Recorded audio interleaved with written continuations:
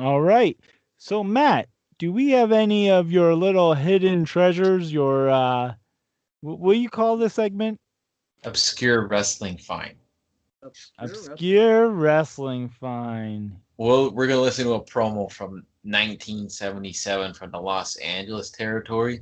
I'm not gonna say the name. You'll know who it is the second you hear it, and we'll discuss after the promo. Took a minute. Mr. Gene LaBelle, Mil Mascaras, you think you're so damn tough? You come out here bragging. You're nothing. You are nothing, Mil Mascaras. I think you stink. You've been sitting around in movie theaters too long, Mil Mascaras. Movie theaters, yeah, taking pictures of you, flying around with pretty women. You forgot how to fight, Mil Mascaras. Well, let me tell you something, brother. You take a good look at me, brother, and take a good look at me. I'm in shape, Mil. I'm in shape for the world's title, Mil. And you ain't going to stand a chance, brother. T-bone steaks and barbell plates is all you've been knowing, Mil Mascaras. You forgot how to fight. Well, you're going to come in there, man of 1,000 faces, Mil Mascaras. You come in there with all 1,000 of your faces, Mil Mascaras, because I'm going to take each one of them off, Mil. You know why? I know why he wears a mask. You know why he wears a mask? Because the man is ugly. The man has an ugly face. This man is so ugly. In the morning, he has to ambush breakfast. This man is so ugly. People run from him, so he puts a mask on. Well, let me tell you, Mil Mascaras, I am Roddy Piper, brother, and you know who I am. Damn it, you know who I am, Mil Mascaras. And I ain't fooling, brother.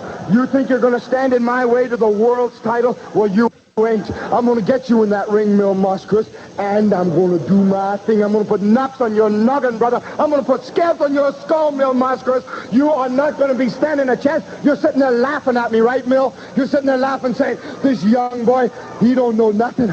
Well, listen, Mil, you's an old man now, Mil. I'm youth. 24 years old of twisted steel and sex appeal, brother. And while you're sitting there laughing and a joking, I'm going to be in there with you, Mil, smoking and a poking. And I ain't fooling this time, Mil. Your time is come, Mil Mascaras. Every dog has his day, brother. Woof, woof. Your time is come, brother. Right now you think you're so damn tough. Come on, Mascaras. I'll fight you now, Mascaras. You're afraid of me. I missed it. Who was he cutting a promo on? Mil Mascaras. Oh, okay. I missed that. I mean, he could have at least said his name at least once. Yeah. You're hilarious. But speaking of Mil Mascaras, I heard that he eats the finest dinners and he's been to the finest places and been with the finest of women.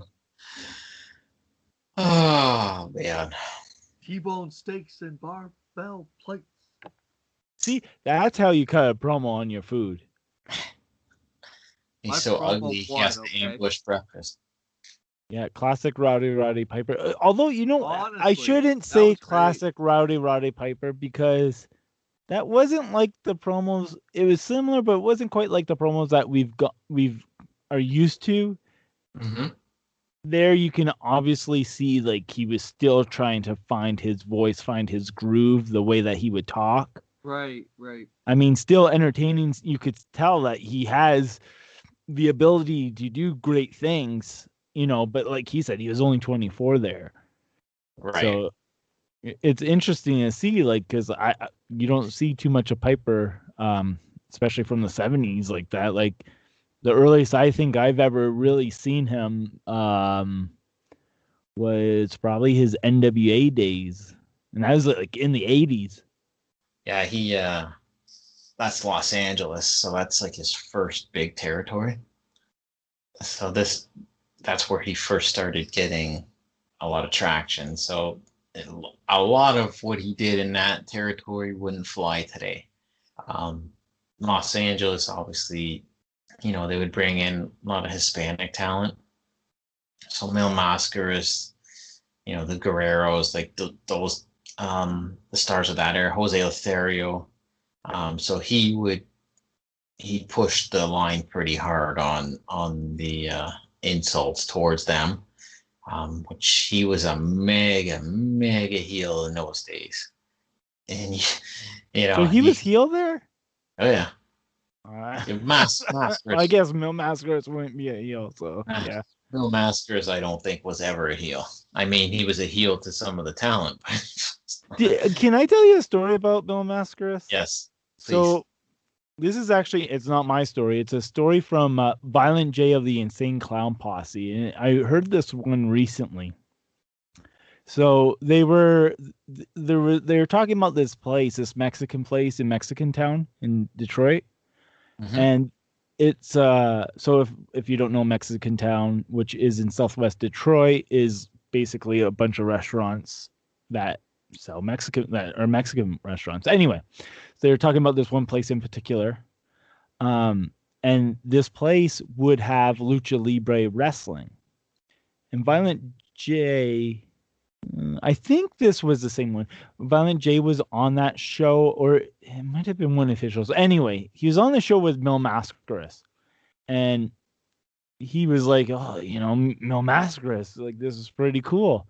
So he goes up to him after the show or whatever, and he's like, "Hey, look, I'm a fan. I like wrestling, whatever. I'll give you $500 for your mask." And Mil Mascaras is kind of like, "Oh yeah, sure, but let me go and take it off, and then whatever." And Violent J gives him the money or whatever, so Mil Mascaras goes and does whatever he can. He hands Violent J, I think it was like in a bag or something, and Violent J is like, "Oh yeah, I got Mil Mascaras' mask. This is so cool."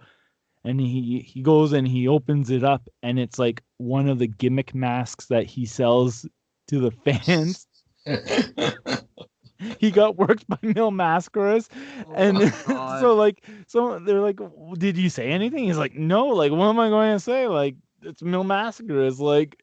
But he paid like $500 for the masks that he was selling for like $10. If that's not a worker, I don't know what is. Yeah, well, lots of stories on Mil Mascaras. He's notorious for not doing jobs. No yob. No job. And do you remember the Royal Rumble he was in? No yob.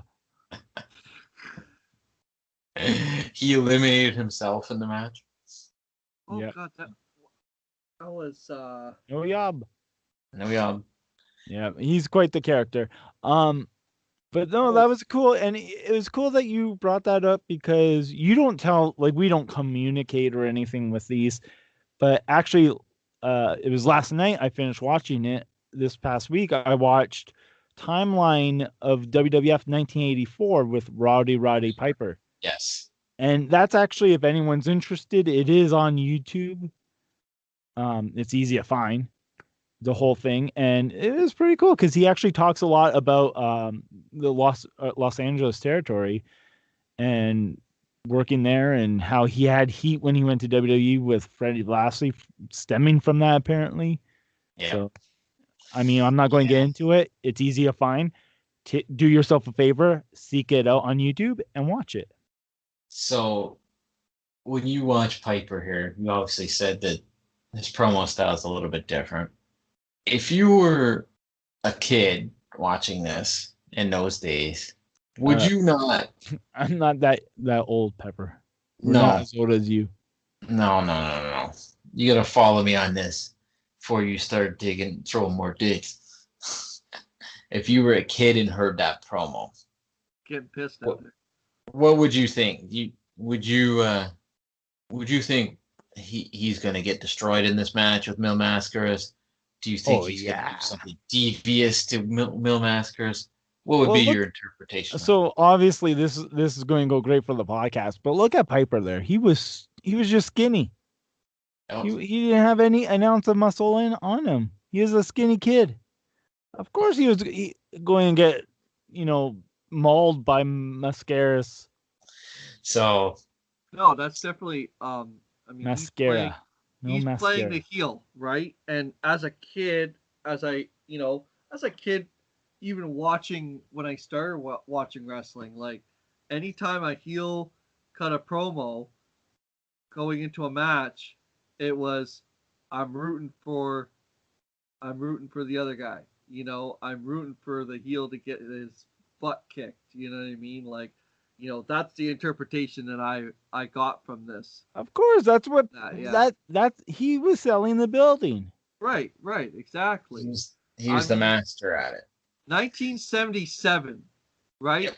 And he wasn't even in the good old 80s of WWF. Like he wasn't like this kid. He was a kid in pretty much, and to still cut a promo as if he was almost at that stage of his WWF era, is incredible because it just goes to show you Piper was it.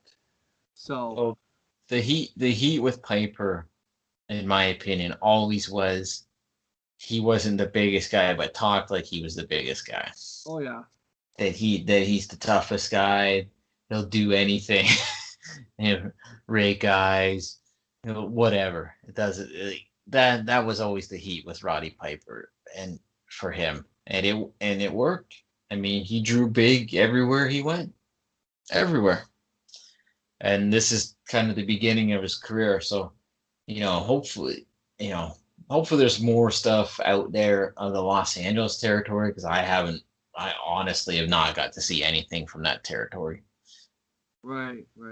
Well, that was a good find there, Pepper. Definitely. I try.